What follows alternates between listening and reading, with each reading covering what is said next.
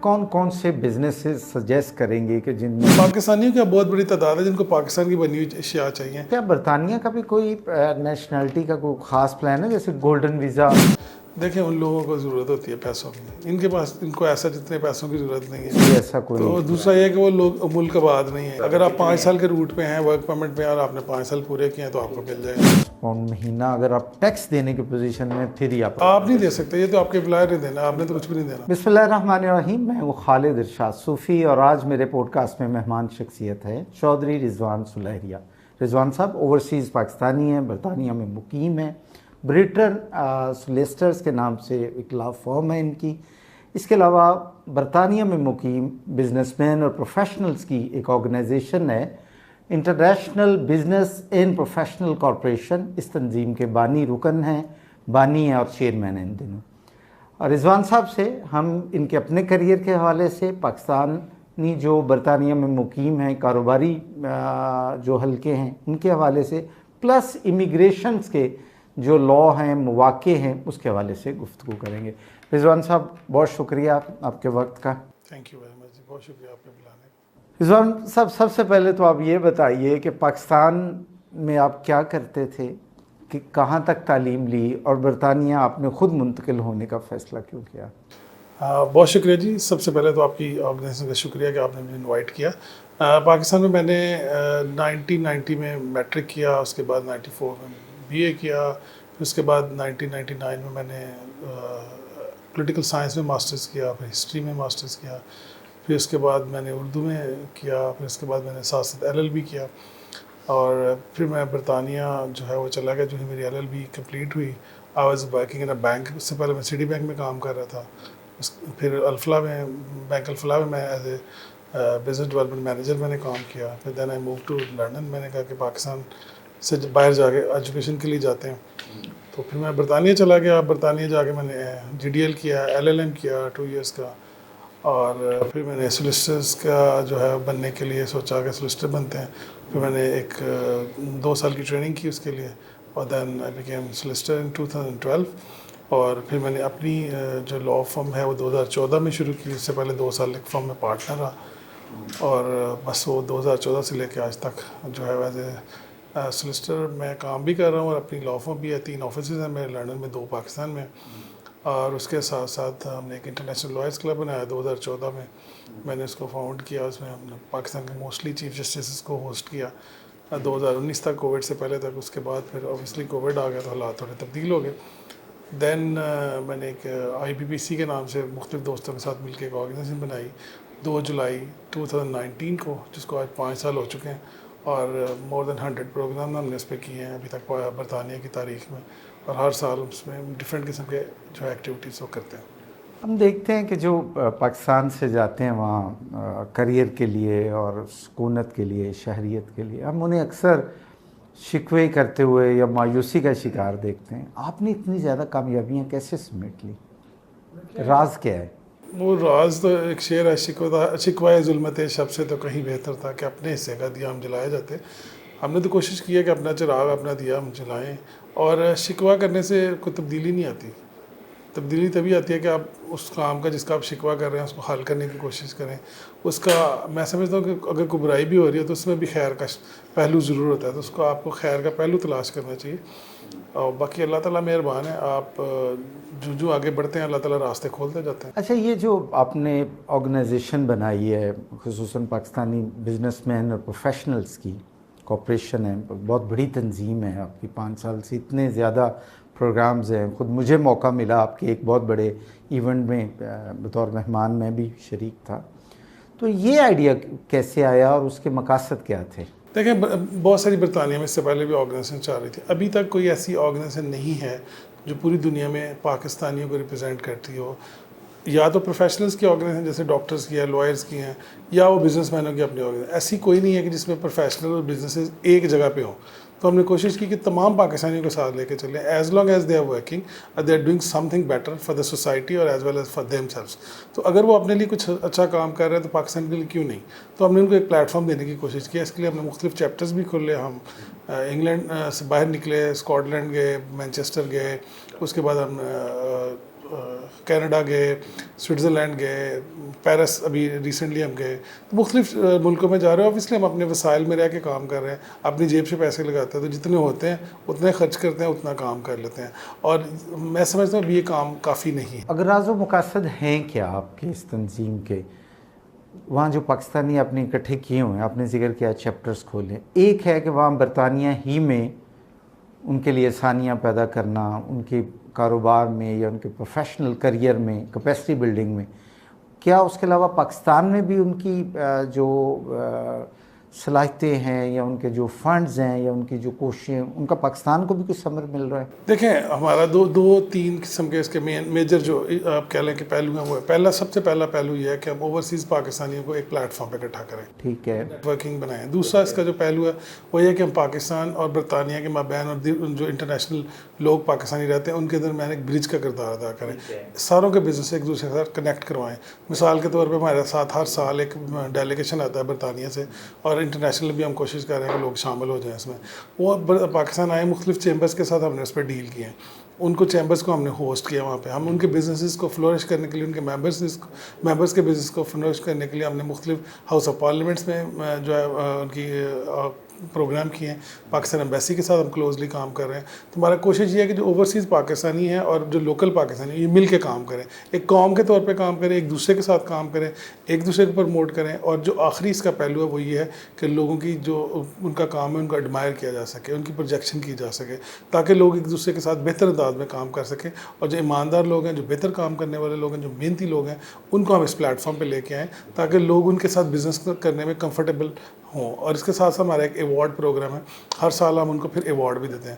کوئی اس کے پیسے چارج نہیں کرتے, کوئی ٹیبلوں کے پیسے چارج نہیں کرتے, کوئی کچھ نہیں کرتے. پچھلے 3 سال سے ہم یہ کر رہے ہیں.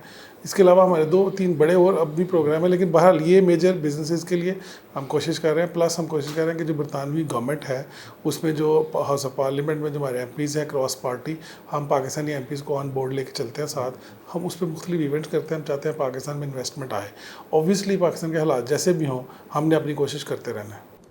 بہت اچھی کاوش ہے. اور رضوان صاحب یہ بتائیں, 3 آپ کے لا فرم کے آفیسز ہیں, یہ کام اتنا زیادہ ہے, اور جس طرح آپ نے بتایا کہ آپ اپنی مصروفیات کو کیسے سیگریگیٹ کرتے ہیں, اتنے سارے کام کیسے کر لیتے ہیں؟ اگین میرا سوال وہی ہے کہ آپ کیسے وقت نکال لیتے ہیں اور اتنی ساری کامیابیاں کیسے سمیٹیں؟ دیکھیں, سیدھی سی بات ہے, اگر آپ کے پاس 2 روٹیاں, تو اگر اس میں سے ایک تقسیم آپ کر دیں گے تو آپ پھر بھی بھوکے تو نہیں مریں گے نا. تو اگر آپ اپنا کام جو ہے ڈسٹریبیوٹ کر دیتے ہیں, بجائے کہ سارے پیسے اپنے پاس رکھنے کے, آپ اپنے اسٹاف کو خوش رکھیں, آپ اپنے ساتھ جو دیگر لائرز ہیں ان میں اپنا کام ڈسٹریبیوٹ کر دیں, تو کوئی حرج والی بات نہیں ہے. تو یہ ایک بہتر وجہ ہے جس کی وجہ سے میں آرام سے پھرتا ہوں, میری ٹیم کام کرتی ہے, میں ان کے ساتھ مل کے کام کرتا ہوں, ہم ان کو اپنا کام ڈیلیگیٹ کر دیتے ہیں, تو کوئی مسئلے والی بات نہیں. اس کا مطلب ہے کہ آپ اپنے اسٹاف کو بھی آپ نے امپاور کیا اور انہیں فائنینشلی بھی تھوڑا سا اچھے شیئر دیتے ہیں آپ ان کی سیلیاں یا جو بھی ان کے پیکیجز ہیں, تاکہ وہ دل جمی سے. دیکھیں, میری 2 برانچز ہیں اور دونوں وہی اسٹاف ممبر ہیں جو میرے پاس پہلے کام کرتے تھے. ان کو میں نے برانچز بنا کے دے دی کہ آپ اپنا خود سے کمائیں اور ہمارے ساتھ مل کے کام کریں. تو اسی طرح سے ہے میرا ٹارگٹ. تو یہ ہے کہ آپ اپنے آپ کو ریلیکس رکھیں, کیونکہ اگر آپ نے بڑے کام کرنے تو آپ اپنے آپ کو فکر معاش سے تھوڑا سا مطلب اس پہ آپ کو اتنا ہو جائے کہ آپ کا گزارا اچھا ہو جائے, تو بہت اچھی بات ہے. بس ٹھیک ہے. اچھا, یہ جو آپ کی تنظیم ہے, اس کے اب تک جو پروگرام کیے ہیں, ان کا اگر ہم کہیں کہ آؤٹ پٹ کیا رہا ہے؟ دیکھیں, بہت اچھا آؤٹ پٹ ہے. جب ہم نے سٹارٹ کیا تھا تو لوگ سننے کو بھی تیار نہیں ہوتے. آپ کوئی بھی نیا پروجیکٹ کر رہے ہیں تو لوگوں کی سمجھ میں نہیں آتا, تو بڑا ٹائم لگا لوگوں کو ہمارا کام سمجھنے میں. لیکن پھر الحمدللہ اب یہ سچویشن ہے کہ ہمارے پاس بہت ساری اپلیکیشن ہیں جو لوگ چاہتے ہیں ہمارے ساتھ کام کرنے. ہم اس کو اوبیسلی اب اسکروٹنائز کر رہے ہیں, تو انشاءاللہ اس کو ایکسپینڈ کریں گے. اس سے پہلے ہم نے ایکسپینڈ نہیں کیا. رضوان صاحب, کوئی بھی بڑا کام ہوتا ہے تو وہ ظاہری بات ہے وہ 1 مین شو نہیں ہوتا. اس میں بھی آپ کے کچھ ساتھی ہوں گے, پرخلوص دوست ہوں گے, آپ کی طرح ڈیڈیکیٹڈ کچھ ساتھی ہوں گے, وہ مختلف ذمہ داریاں نبھا رہے ہوں گے. تو کچھ ذکر آپ اپنے ان دوستوں کا جنہوں نے اس تنظیم کو آگے بڑھانے میں آپ کے شانہ بشانہ رہے. جی بالکل, سب سے زیادہ جو اہم کردار ہے وہ عاصم یوسف ہمارے جنرل سیکرٹری ہیں, ان کا ہے. وہ برطانیہ میں پچھلے 5 سال سے پہلے دن سے میرے ساتھ ہیں اور ہم نے مل کے کام کیا ہے. اس کے بعد ہمارے ساتھ عامر خان ہیں, اور دیگر میاں صاحب ہیں, میاں منظور ہے, نصیر صاحب ہیں, خلیل صاحب ہیں. سو دیر آر سو مینی. یہ مختلف پروفیشن سے ہیں یا مختلف پروفیشن, مختلف بزنسز ہیں ہر ایک کے, اور ہم نے کوشش کی ہے کہ ہر ایک شعبے سے کسی ایک بندے کو ساتھ لے کے چلیں تاکہ ہم مل کے کام کر سکیں, تاکہ کنفلکٹ آف انٹرسٹ بھی نہ ہو کہ اگر فرض کیا ایک بندہ شپنگ کا کام کر رہا ہے تو ہم دوسرا بندہ بھی شپنگ والا لے آئیں, ایک بندہ اگر کپڑے بیچ رہا ہے تو ہم کپڑے والے لے آئیں.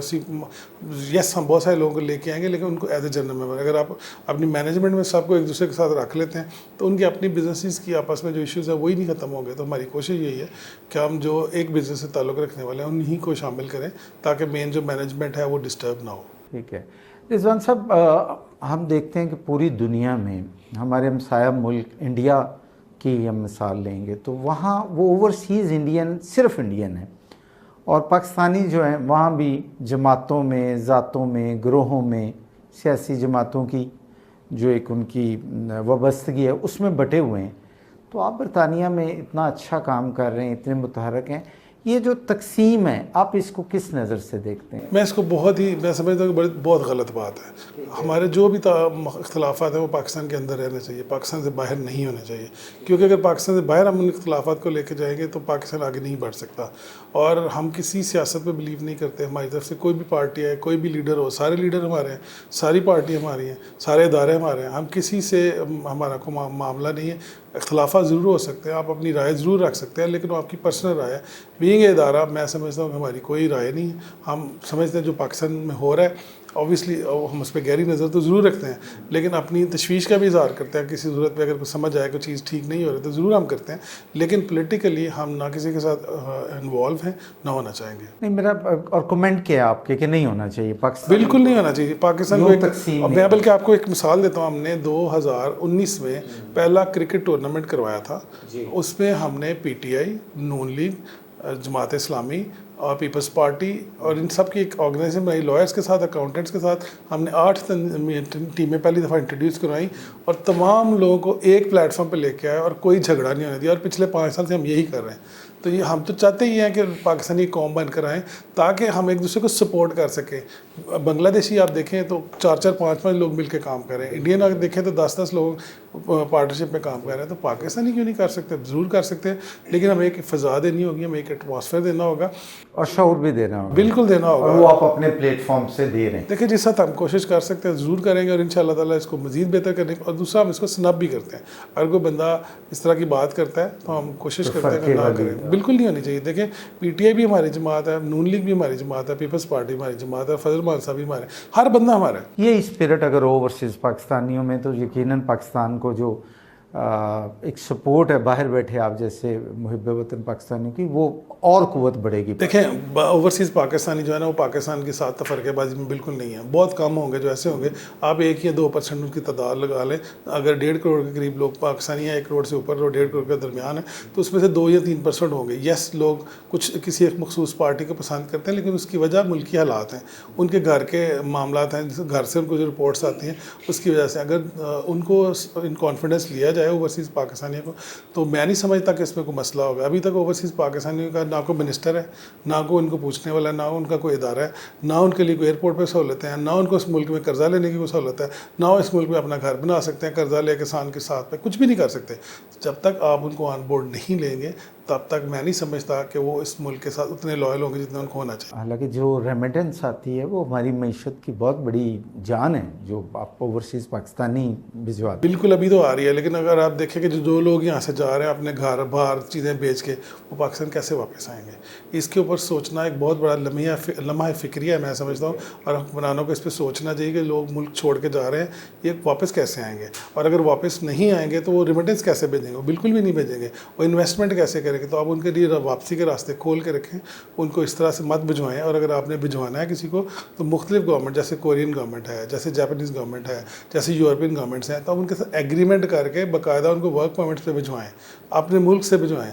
یہ یہاں پہ یہ ہوتا ہے کہ مالٹا پہ آپ کو 400 بندوں کی ضرورت تھی, اس کی جو فائل تھی آپ کے جو انٹیریئر منسٹر ہے اس کی ٹیبل پہ 2 سال غلطی رہی ہے اور بالآخر بنگلہ دیش نے اپنے بندے بھیجے ہیں. تو آپ کو ان چیزوں کو دیکھنے کی ضرورت ہے, کیونکہ بیوروکریسی اور انفارچونیٹلی ہمارے جو پولیٹیشینس ہیں اور جو دیگر ادارے ہیں انہوں نے مل کے اس ملک کو خراب کیا ہوا ہے. ہر بندے کو سچ بولنا چاہیے.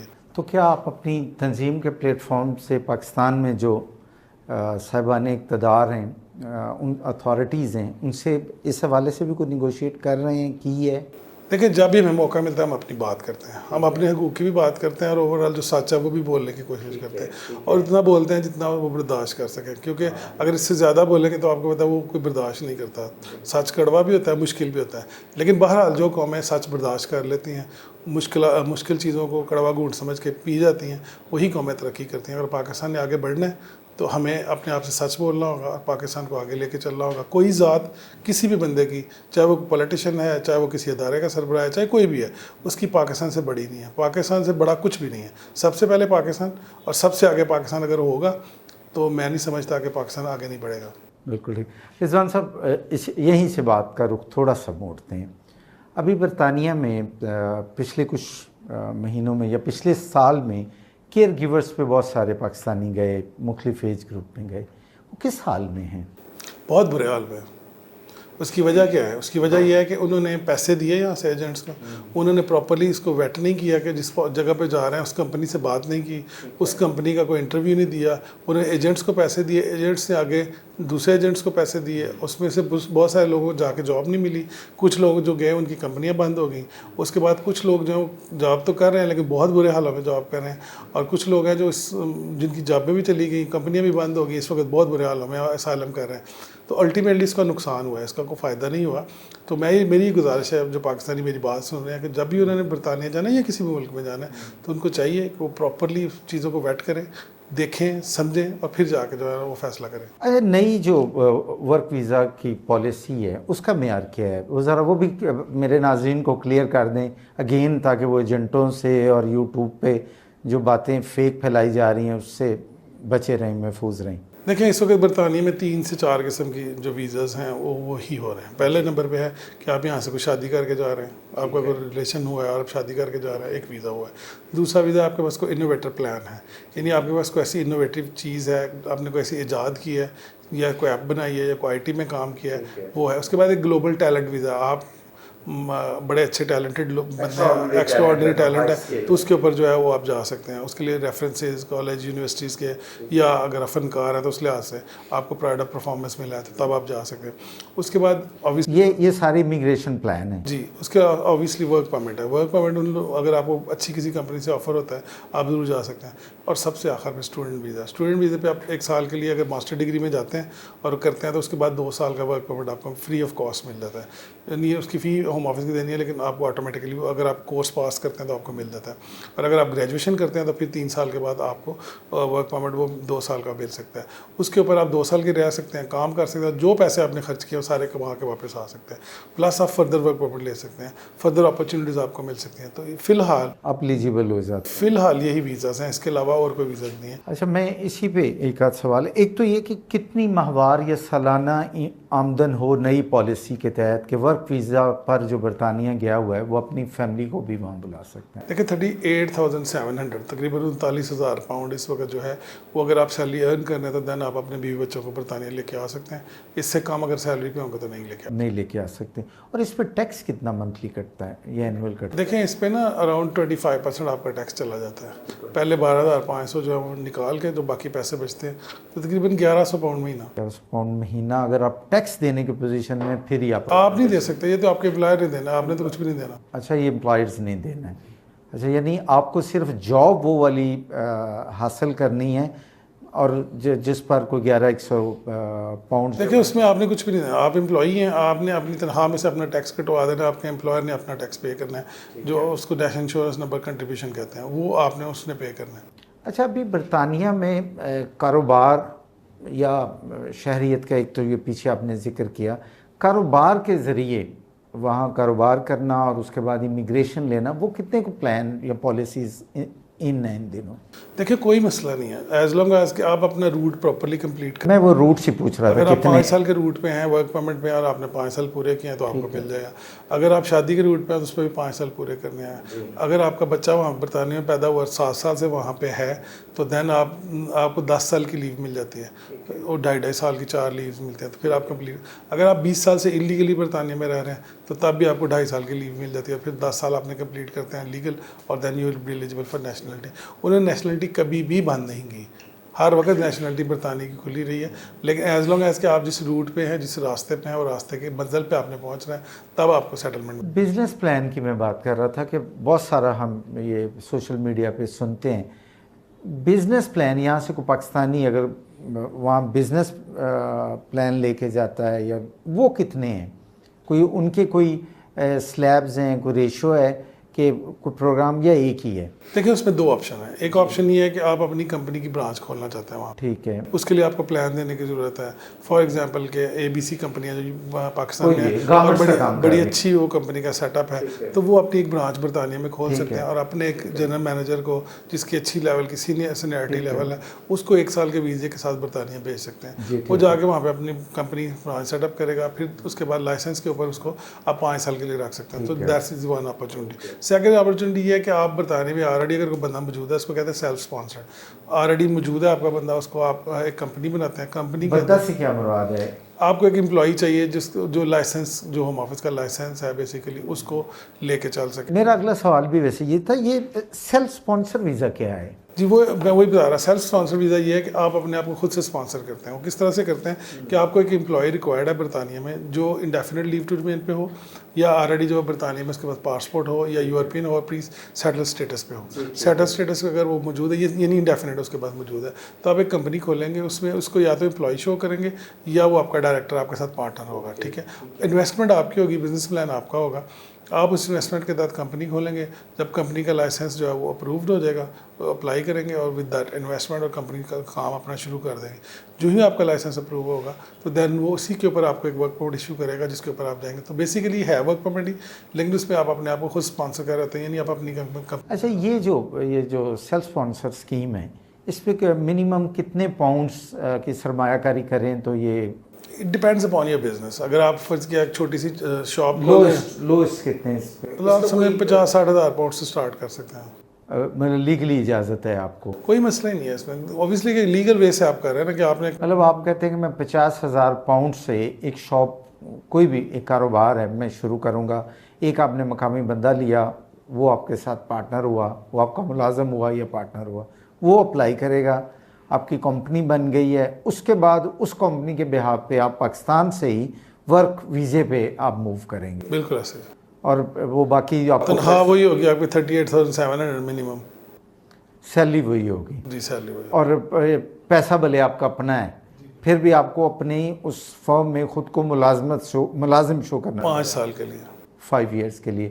اور پیسہ جو ہے وہ آپ کا وہ یہاں منی ٹریل اور وہ ساری چیزیں، ہر چیز ویسے آپ کو بتانی ہے. وہ شو کرنی پڑے گی. بالکل کرنی. یہ ایزی ہے کیا پاکستانی اس پر جا سکتے ہیں؟ اور اس میں آپ کی لا فرم کوئی سہولت دیتی ہے؟ بالکل ہم اس پہ گائیڈنس دے سکتے ہیں اور ایزی ہی ہے. ایز لانگ ایز آپ کے پاس پیسے ہیں تو ضرور جا سکتے ہیں. اور آپ انگلش کی ایک ریکوائرمنٹ ہے بیسک، وہ آپ نے پوری کرنی ہے تو آپ بالکل کر سکتے ہیں. اس پہ آپ کا ڈپینڈنٹ جو ہے وہ فل ٹائم کام کر سکے، کوئی اور بھی کام کر سکے، بزنس بھی سیٹ اپ کر سکے. ٹھیک ہے، بالکل ٹھیک ہے. اچھا یہ بتائیں کہ کیا برطانیہ میں جو وزٹ ویزا ہے وہ کنورٹ ہو سکتا ہے انٹو ورک ویزا؟ نہیں ہو سکتا. جو قانون ہے وہ یہ کہتا ہے ایون کہ وہ شادی کے ویزے پہ بھی کنورٹ نہیں ہو سکتا. آپ کو ایک دفعہ باہر آنا ہے برطانیہ سے واپس، اور واپس آ کے اینٹی کلیئرنس دوبارہ سے لینی ہے. صرف اور صرف اس کی ایک آدھ چیزیں ہیں جس میں وہ کنورٹ ہو سکتا ہے. مثال کے طور پہ وزٹ ویزے پہ آیا بندہ اور اس نے اسائلم لے لیا اور اسائلم اس کا اپروو ہو گیا، یا اس کا وہاں پہ اس نے شادی کی، یا اس کی شادی تھی اور بچہ پیدا ہو گیا اور بچہ جو ہے اسکول گوئنگ ہے، یا اس کی اوبیسلی اس کی لک آفٹر کرنی ہے. اس قسم کی کوئی مطلب کوئی خاص ہیومن رائٹس کی ریزن ہو تو دین پاسبلٹی ہے، لیکن it's very rare. Okay.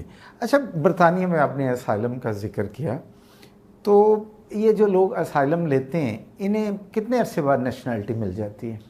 Route وہی 5 ایئرس کا ہے. اچھا. جب تک آپ کو اسائلم نہیں ملتا، جس دن سے آپ کو اسائلم گرانٹ ہوگا اس سے 5 سال کے بعد آپ انڈیفینٹ لے سکتے ہیں. اور یہ اسائلم گرانٹ ہونے کی جو ہے یہ کتنا عرصہ لگ جاتا ہے؟ Depend upon your case. اگر تو بڑا کوئی آپ کا سیریس کیس ہے تو وہ بڑی جلدی اس کو ڈیسائیڈ کر سکتے ہیں. جلدی سے مراد کیا ہے؟ ود ان 6 months بھی کر سکتے ہیں، لیکن up to 1 year to 2 year normal time لگتا ہے. یعنی 2-1 سال جو جاتے ہیں وہاں اسائلم لے لیتے ہیں، تو اسائلم سیکرز کو کوئی سال 2 سال وہاں کوئی ایک وکیل بھی پھر کرنا پڑتا ہے؟ وکیل فری بھی ملتا ہے، پرائیویٹ بھی لے سکتے ہیں. اچھا ٹھیک ہے. اور 2-1 سال بعد آپ کو وہ جب گرانٹ ہو جائے تو پھر آپ کو وہ کارڈ یا کوئی عارضی ریزیڈنس کارڈ وغیرہ سب مل جاتا ہے جی اور اس کے بعد پھر 5 سال آپ نے فردر رہنا ہے اور اس کے بعد آپ کو پاسپورٹ مل جاتا ہے. اس کے 1 سال بعد 5 سال پہلے آپ رہیں گے آپ کو سیٹلمنٹ ملے گی, پھر اس کے 1 سال کے بعد آپ کو.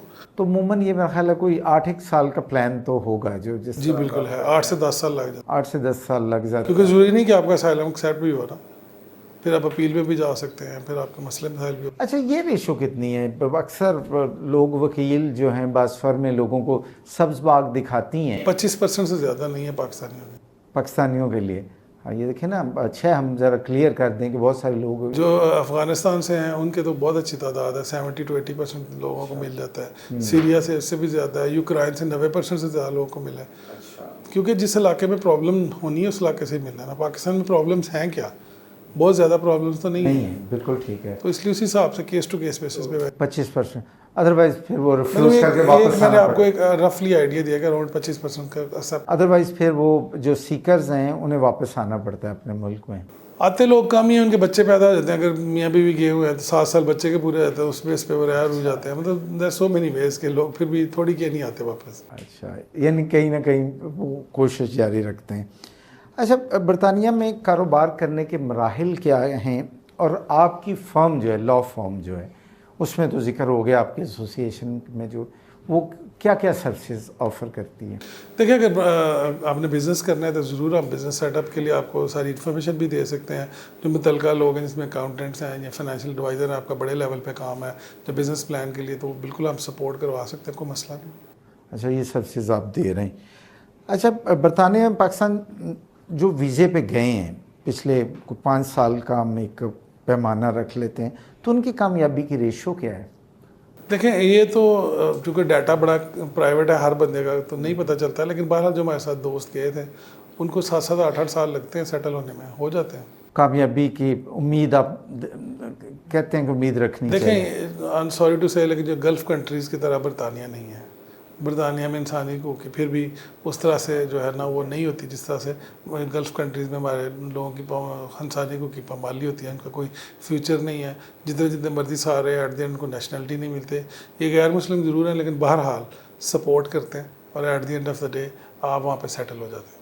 یعنی جو بزنس پلان پہ جاتے ہیں مشکلیں آ سکتی ہیں, لیکن کچھ اپنے ساتھ 1 سال بتایا کہ 6-7 سال بعد وہ خوشحالی جو ہے ان کے دروازوں پہ دستخط دینے لگتی. خوشحال تو دیکھیں دیر فرسٹ سے ہوتے ہیں, پیسے تو بھیج دیں گے نا پیچھے, اور زیادہ بھیجتے ہیں جو گلف کنٹریز کی نسبت. تو ایسا نہیں ہے کہ پیسے تو ضرور ہے. نہیں, جو یہاں سے پیسہ لے کے گئے ہیں, یہ میرا سوال تھا, جو بزنس کرنے گئے ہیں وہاں. وہ تو دیکھیں ڈیپینڈ کرتا ہے, جو بزنس کرنے گیا تو بزنس کی اپرچونیٹیز بہت اچھی ہیں برطانیہ. اگلا میرا سوال یہ ہے کہ کون کون سے بزنسز سجیسٹ کریں گے کہ جن میں آپ کے برطانیہ میں چانسز ہیں پروان چڑھنے کے؟ دیکھیں سب سے زیادہ تو ایکسپورٹ کا بزنس. اگر آپ پاکستان سے امپورٹ کرتے ہیں اور وہاں پہ آپ بیچتے ہیں تو کوئی مسئلے والی بات نہیں. یہاں پہ بھی اپنی کمپنی ہے, ادھر سے بھی اپنی کمپنی. کیا کیا گارمنٹس میں؟ گارمنٹس کا بہت کام ہے, اسپورٹس گڈس کا بہت کام ہے, لیدر گڈس کا کام ہے, اور انسٹرومنٹس کا کام ہے. دیر سو مینی تھنگ. یعنی آپ سیالکوٹ دیکھیں پورا تو ایک کار ہے, فیصل آباد دیکھیں تو کار ہے, لاہور سے آپ دیکھیں تو بہت بڑی تعداد میں گارمنٹس جا رہے ہیں. پاکستانیوں کی بہت بڑی تعداد ہے جن کو پاکستان کی بنی ہوئی اشیاء چاہیے. آپ دیکھیں تو بیکری, آپ خود دیکھیں کتنی بیکریاں کھل گئی ہیں وہاں پہ, مٹھائی کی دکانیں کھل گئی, سارے یہ مسالہ جات, سارے مشروب پاکستانی وہاں پہ, چائے کی دکانیں کھل گئی ہیں بے شمار. تو لاہور میں اتنی چائے کی دکانیں جتنی ایک روڈ پہ وہاں پہ دکانیں کھل. جی ہاں بالکل صحیح ہے آپ کے. اچھا, کیا برطانیہ کا بھی کوئی نیشنلٹی کا کوئی خاص پلان ہے, جیسے گولڈن ویزا یورپ کے بعض ممالک آفر کرتے ہیں؟ دیکھیں ان لوگوں کو ضرورت ہوتی ہے پیسوں کی, ان کے پاس ان کو ایسا جتنے پیسوں کی ضرورت نہیں ہے. ایسا کوئی تو دوسرا یہ کہ وہ لوگ ملک آباد نہیں ہیں, اور یہ تو آلریڈی اوور سیچوریٹڈ کنٹری ہے, اس میں بہت زیادہ لوگ بڑی تعداد میں پہلے موجود ہیں, تو امیگریشن کے پہلے لوگ خلاف ہیں. سو اس لیے ان کو اس طرح سے وہ ان کے پاس کوئی اپرچونٹی نہیں ہے. ٹھیک ہے, میرا آپ سے آخری سوال کہ پاکستانی نوجوان جو ہیں برطانیہ اگر وہ آ کے سیٹل ہونا چاہتے ہیں تو ان کے پاس کیا کیا اہلیت ہونی چاہیے, عمر کیا ہونی چاہیے, اہلیت کیا ہونی چاہیے, جسمانی اور ذہنی طور پہ کیا ان کے پاس خوبیاں ہونی چاہیے؟ دیکھیں اگر آپ 26 سال سے کم عمر ہے تو برطانیہ بیسٹ کنٹری آپ کے جانے کے لیے, کیونکہ آپ کو ورک پرمٹ میں بھی سہولت ہے.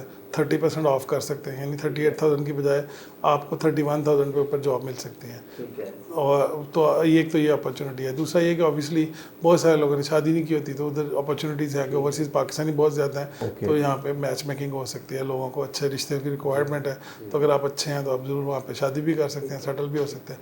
پلس اسٹڈی کرنے کے لیے اگر آپ گئے ہیں تو آپ کے پاس بیسٹ آپشن ہے کہ آپ کو 2 سال کا ورک پرمٹ مل جاتا ہے.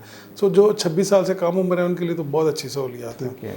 اس سے اوپر ہے تو پھر اوبیسلی آپ نے محنت کرنی ہے, اپنا بزنس کرنا ہے یا اپنا کو سیٹ اپ کرنا ہے یا پروفیشنل فیلڈ میں جانا ہے, تبھی آپ زیادہ بہتر انداز میں سکسیزفل ہو سکتے ہیں. بہت شکریہ رضوان صاحب, آپ سے بڑی تفصیلی گفتگو رہی, آپ کی بڑی مہربانی. تھینک یو ویری مچ, بہت شکریہ.